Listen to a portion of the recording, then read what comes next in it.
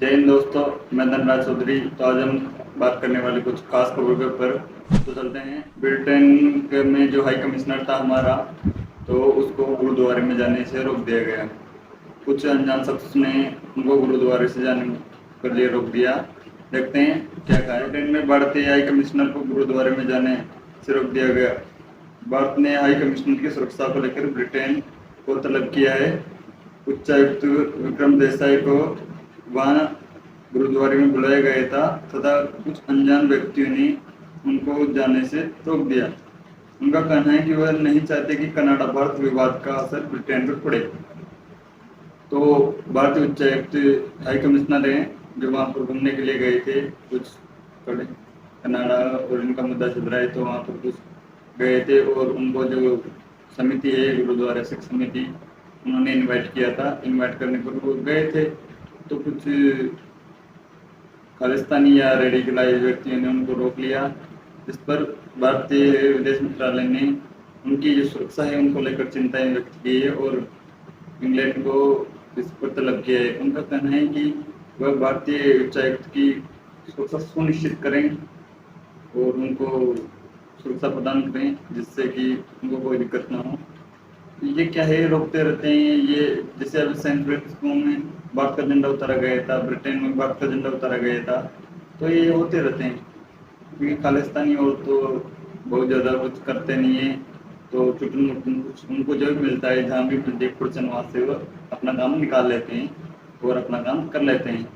तो उन्होंने high commissioner को रोक दिया, परंतु इसमें कोई इशू नहीं आया। कमिश्नर साहब आराम से गए। गुरुद्वारा समिति का कहना है कि उन कुछ अनजान और आतंकी पुरुष थे जिन्होंने उनको रोका। उनको अब कोई दिक्कत है नहीं वहाँ पर।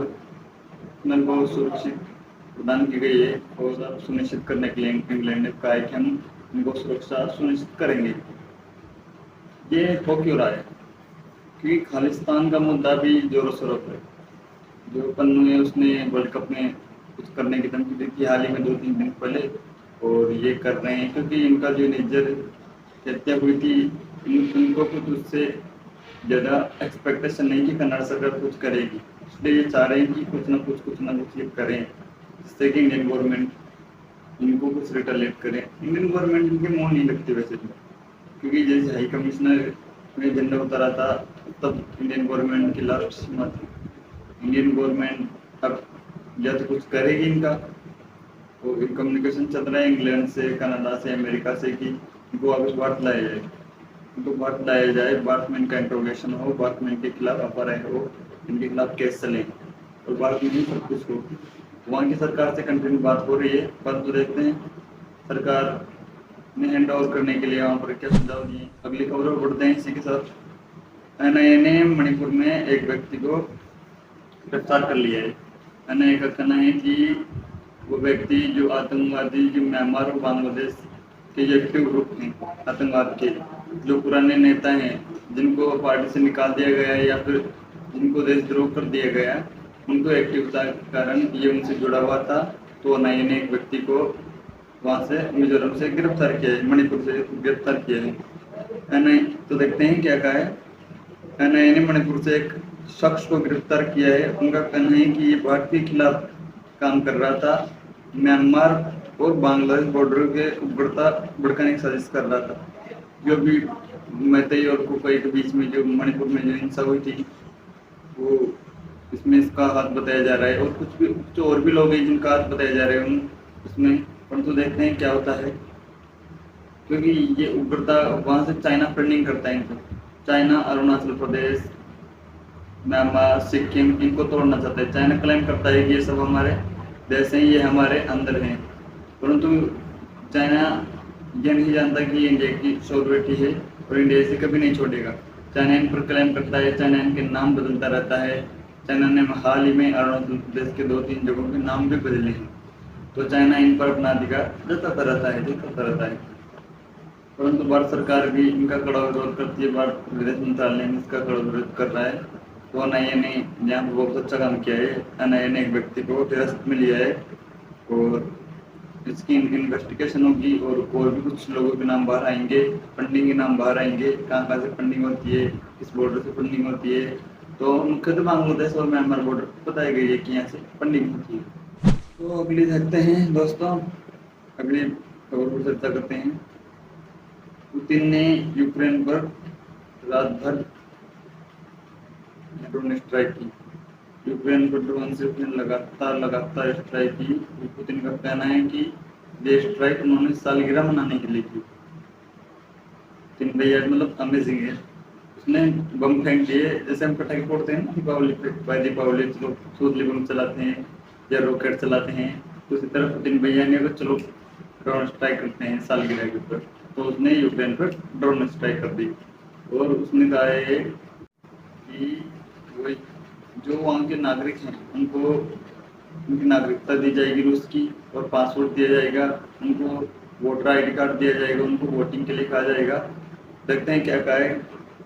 पुतिन ने यूक्रेन पर रात भर ड्रोन हमला करके सालगिरह मनाई।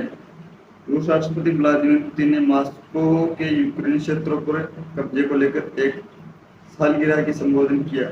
पुतिन ने कहा कि चारों प्रदेश उनकी पहली पसंद है तथा यहाँ के नागरिकों को रूप में वोट देने का अधिकार प्राप्त है तथा बाकी प्रदेशों को भी इसी प्रकार उसमें मिले। तो पुतिन ने स्पष्ट कर दिया है कि वो पश्चिम के देशों के बहकाव में नहीं आएगा। जैसे पश्चिम ने यहाँ पर मतगणना करवाई थी, पश्चिम यहाँ पर मतगणना करवा के ये बताना चाहा कि रूस उनको जबरदस्ती अपने में मिलाना चाहता है। परंतु रूस ने स्पष्ट कर दिया है कि रूस अपनी संप्रभुता और अखंडता को बनाए रखना चाहता है, और रूस अपनी अखंडता क्योंकि सांस नहीं आने देगा, क्योंकि रूस पहले इतना छोटा नहीं था, तो बहुत बड़ा देश था।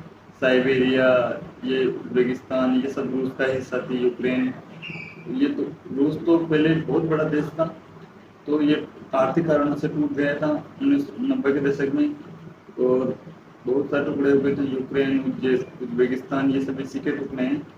तो पुतिन क्या कर रहा है कि जो रूस यूक्रेन है उसको नाटो में जाने से बचा रहा है, क्योंकि अगर नाटो में यूक्रेन चला जाता है तो यूक्रेन का पूरा कंट्रोल अमेरिका के हाथ में चला जाएगा, और अगर अमेरिका के हाथ में पूरा कंट्रोल चला जाएगा तो रूस एक तरह से घिर जाएगा, क्योंकि पश्चिम में अमेरिका, इधर अमेरिका, और नाटो क्षेत्र में वह यूक्रेन पर कोई एक्शन भी नहीं ले सकता, क्योंकि अगर वो यूक्रेन पर एक्शन ले गया नाटो में तो उसे पूरे यूरोपीय यूनियन और अमेरिका से एक्शन लेना पड़ेगा। इसलिए नाटो में जाने से रोकने के लिए यूक्रेन को उत्साह है कि उसे नाटो में न जाने दिया जाए, उसे यही खत्म किया जाए, और ज़्यादा से ज़्यादा जो उसके क्षेत्र हैं उन पर कब्जा किया जाए, उसे रूस रशिया में मिलाया जाए।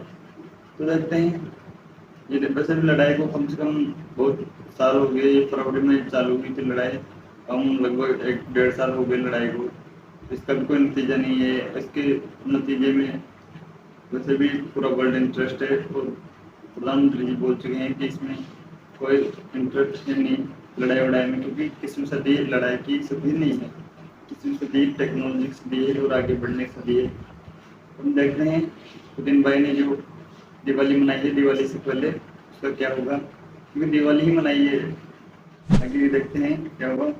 जो इंडियन आर्मी है उसने प्राचीन सभ्यता को जीवित रखने के लिए प्राचीन जो टैक्टिक्स हैं, प्राचीन जो डिप्लोमेसी है, प्राचीन जो भी युद्ध की रणनीतियां हैं, उनको जिंदा रखने के लिए एक मिशन लॉन्च किया है, जिसके अंदर वो प्राचीन ग्रंथों से, प्राचीन सभ्यताओं से और एक टैक्टिक्स बना रहे हैं, बुक बना रहे हैं, इसके ऊपर चला जा सके।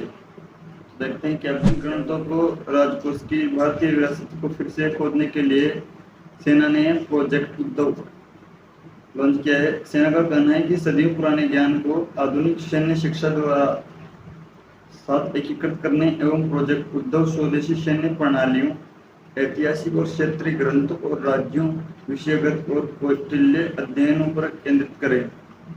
भारतीय सेना ने United service institute of India की मदद से पुरानी और टैक्टिक्स डिप्लोमेसी को खोजने का काम शुरू किया है और कौटिल्य, कामंडू और कुरल पर अध्ययन केंद्रित किया है तथा 34 से 8वीं शताब्दी ईस्वी तक के प्राचीन ग्रंथों का, जैसे कि आप सबको पता है कि कौटिल्य जो विष्णुगुप्त द्वारा लिखी गई थी, वो अर्थशास्त्र जिसमें बहुत ही अलग लेवल का नॉलेज है, क्योंकि विष्णुगुप्त जो चाणक्य हैं वो एक महान ज्ञाता थे। वो पाटलिपुत्र जो अशोक थे उनके तो मगध जो एम्पायर था उनके गुरु माने जाते हैं और उनके द्वारा जो रचित अर्थशास्त्र है वो एक बहुत ही ऑथेंटिक बुक मानी जाती है।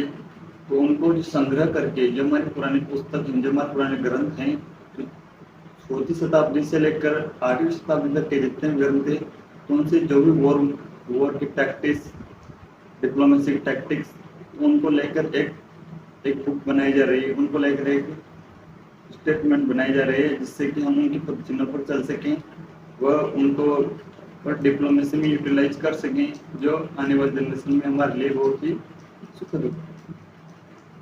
देखते हैं बहुत अच्छा काम है वैसे, क्योंकि हमारी विरासत को जिंदा रखना हमारा ही काम है। हम अगर विरासत को जिंदा हम ही नहीं रखेंगे तो कौन हमारी विरासत को जिंदा रखेगा। तो देखते हैं इंडियन आर्मी का ये कदम कितना सक्सेसफुल। दोस्तों आज यहीं तक। जय हिंद। हमारे चैनल को लाइक करना और चैनल को सब्सक्राइब करना ना भूलें और बेल आइकन को दबा दें, जिससे कि हम ऐसी और खबरें आप तक पहुंचाते रहें। जय हिंद, वंदे मातरम।